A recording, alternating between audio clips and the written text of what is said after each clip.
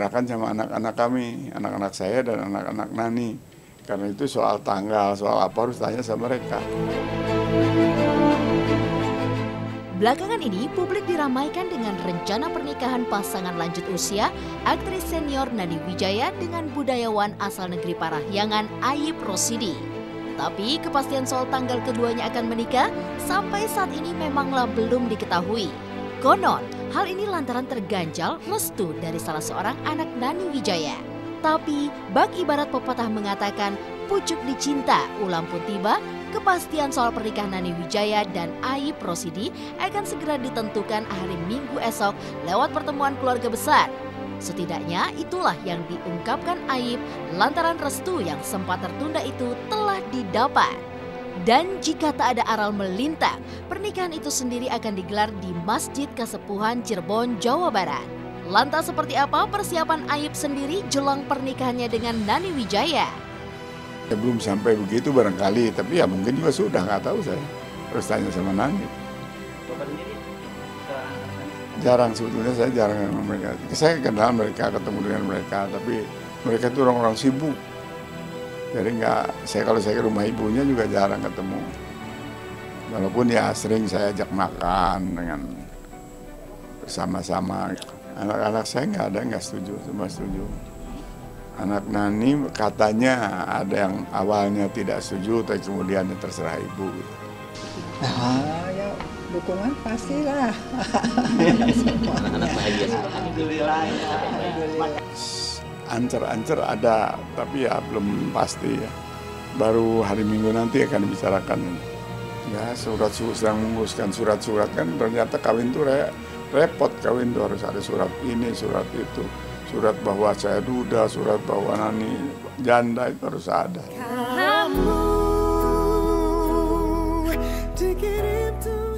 Pilihan Nani Wijaya dan Ayib Rosidi untuk bisa menghabiskan sisa umur mereka bersama-sama sejatinya bukanlah hal yang mudah. Walau sosok Ayib bukanlah orang baru dalam kehidupannya, lantaran Ayib merupakan sahabat almarhum suaminya saat di sekolah dulu. Lantas benarkah jika rencana pernikahan ini membuat Nani bangkit dari keterpurukannya pasca almarhum suaminya pergi menuju alam baka 5 tahun silam? Barangkali berteman tuh udah dari zaman dulu banget gitu. Jadi emang orang nggak boleh berteman lama sampai ke akhir hayat gitu ya. Saya tahu persis dia kan udah lama banget ya sahabat sama bapak sampai ayah hayatnya bapak gitu. Terus kita udah tahu persis siapa dia, gimana dia gitu. Nah itulah yang saya perhatikan ya, dan memang ya keadaannya memang begitu. Untuk memutuskan itu ini nggak segampang ini. Dia galau, lama dia cerita sama saya. Dan kalau cerita tuh selalu ingat suaminya nangis, ingat suaminya nangis selama 6 tahun. Begitu dia tuh menginikan. Dan hatinya itu ya maaf ya, sesudah suaminya meninggal itu dia super sensitif gitu. Saya sangat salut dan menghargai dengan keputusan beliau yang begitu mulia. Karena dengan sisa hidup ini dia juga ingin hidupnya bermanfaat, berguna buat keluarga dan untuk orang lain.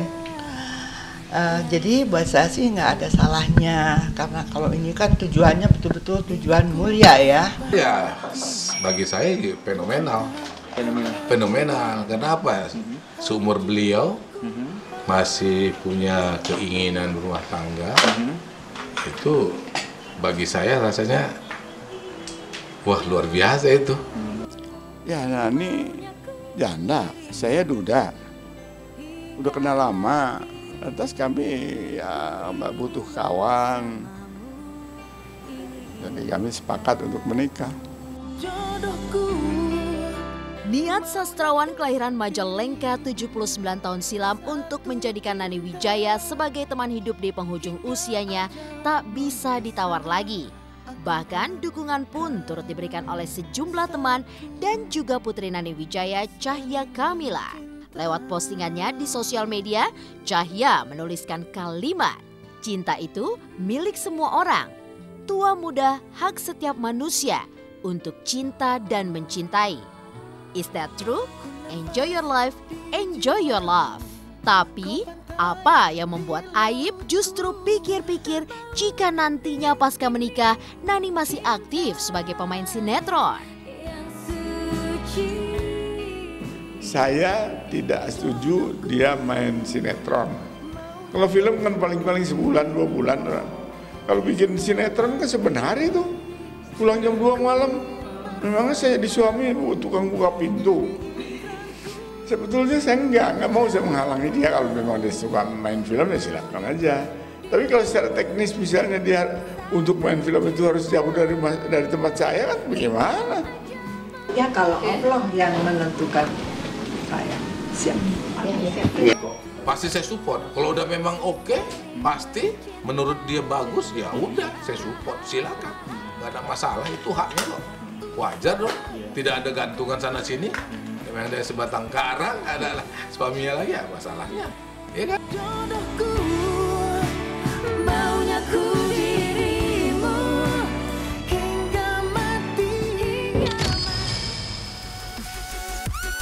Polda bro.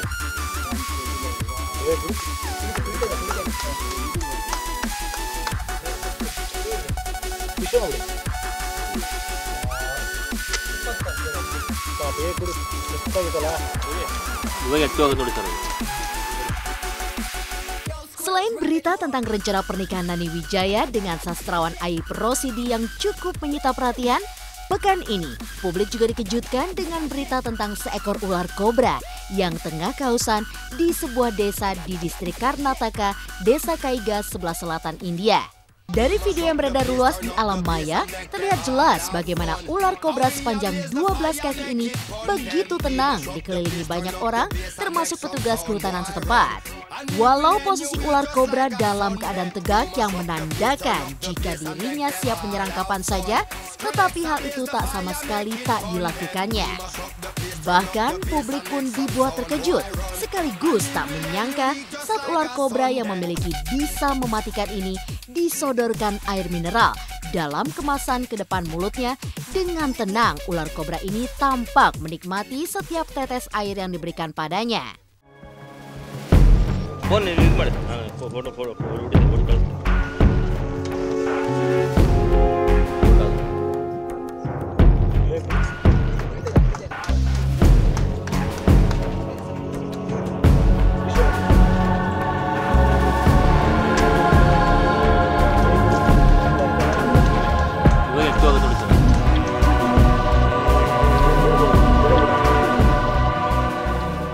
Ular kan nggak mungkin ngomong haus enggak. Tapi kalau kita suka binatang, kita tahu bagaimana dia binatang. Biasanya dari gerak-gerik pun, walaupun dia tidak bersuara, tidak mengirimkan pesan apapun, kita tahu dia lagi haus, dia lagi lapar, dia lagi bete, dia lagi pengen istirahat, dia lagi pengen diajak main dan lain-lain. Kalau lapar haus pasti dia gerak. Kalau dia nyaman, kenyang, karena di ular itu kan udah makan, diem bisa seminggu 2 minggu. Ular bisa tuh dikasih minum gitu? Apa pertanyaannya? Apa dikasih minum gitu? Apa memang minumnya gitu? Apa kita kan nggak pernah ngeliat gitu ya, lucu aja gitu dikasih minum gitu. Kayak orang jadinya. Kayaknya cuma 1 orang yang ngasih minum, yang lain kan di pinggir ya. Mungkin dia doang yang berani. Tapi dia habis dikasih minum nggak minta makan kan ya ularnya? Minta, kasih bang ya. Nggak ada cemilannya gitu. Jadi gitu lagi. Kalau menurut aku sih itu hal yang agak aneh ya kalau misalnya untuk unik, dan kalau misalnya untuk orang-orang masyarakat kita agak aneh lihatnya gitu kan. Dan unik sih karena biasanya ular kan baru lihat orang langsung nyerang gitu kan. Cuman mungkin lagi-lagi nggak punya otaknya binatang, pasti punya insting juga kan, tahu mana yang baik mana yang enggak. Kemunculan ular kobra di pemukiman warga ini bisa jadi ditenggarai akibat kekeringan yang tengah melanda distrik Karnataka, atau bisa juga karena ekosistem kehidupan terganggu sehingga mempengaruhi kehidupan satwa-satwa liar di kawasan tersebut. Tak adanya asupan makanan diduga menjadikan hewan-hewan ini memilih mendatangi pemukiman warga guna mencari makanan dan minuman. Tapi benarkah jika keberanian saja tak cukup untuk bisa menaklukkan hewan mematikan ini? Ketika ketika hewan masuk ke area manusia, berarti tempat hidup hewannya sudah tidak nyaman, sudah tidak asik lagi untuk ditempati oleh hewan-hewan tersebut. Jadi kebanyakan gajah masuk ke pemukiman, tiba-tiba ada harimau, sekarang ada ular masuk, berarti ya tempat ular dan binatang-binatang lain biasanya hidup itu sudah tidak Tidak nyaman mungkin ya, sudah tidak nyaman lagi untuk mereka tempati. Akhirnya mereka mencari tempat lain, mencari makanan lain, mencari tempat minum lain. Takjub sekali gue ngeliat video ada ular kobra yang besar. Kalau ular udah besar berarti umurnya sudah lumayan. Berarti dia sebelumnya tinggal di tempat yang tersembunyi, terus tiba-tiba dia dengan keberanian ke tempat keramaian untuk mencari minum. Dan yang lebih takjub lagi ketika ada orang yang gue tahu, dan semua orang juga nggak tahu, kobra itu kan mematikan sekali. Tapi ya itu ketika kelihatan ularnya kehausan, dia beresiko loh, dia menjulurkan tangannya, memberikan air, bisa gitu kan. Hanya udah karena yang memberi airnya juga penuh dengan hati, dan binatang yang juga benar-benar tahu juga. Biasa binatang itu tahu mana orang jahat, mana orang yang baik ya. Dan akhirnya ya udah terjadilah saling bantu di antara dua makhluk itu, dan itu gue sih terenyuh liatnya. Bisa jadi tuh ular peliharaan yang lepas, terus balik lagi ke kampung. Iya, mungkin ya selama lepas itu dia nggak bisa minum air yang diliar kan. Jadi waktu balik dikasih air langsung, wah ketemu air lagi ya. Kayak ibaratnya kayak anjing peliharaan juga, kalau misalnya kabur kan dia nggak bisa makan di luar, nggak biasa, dia nggak tahu gimana cara survive di luar. Balik ke pemukiman kasih. Menurut aku kalau sampai ular bisa nurut kayak gitu, ya, dan luar mungkin biasa kan sih. Karena masyarakat di sana pun akhirnya menjaga gitu kan, karena ular itu datang ke perkotaan dari perkampungan itu. Ular itu datang ke perkampungan karena dia haus ya kalau nggak salah kan, dia kurang akhirnya dia datang sana. Terus akhirnya para warga di sana memanggil pihak yang berwenang, terus kayak dikasih minum dan mungkin kayak ditangkap segala macam, dan mungkin itu pun akan dikembalikan lagi ke habitatnya atau mereka memasukkan ke kebun binatangnya. Tapi yang pasti mereka sangat menjaga hal-hal yang menurut mereka patut dilestarikan dan dijaga gitu. Seperti apa kebersamaan dan keseruan Glenn Alinsky dan Chelsea Olivia ketika bisa membawa buah hatinya pelesiran ke kota Khatulistiwa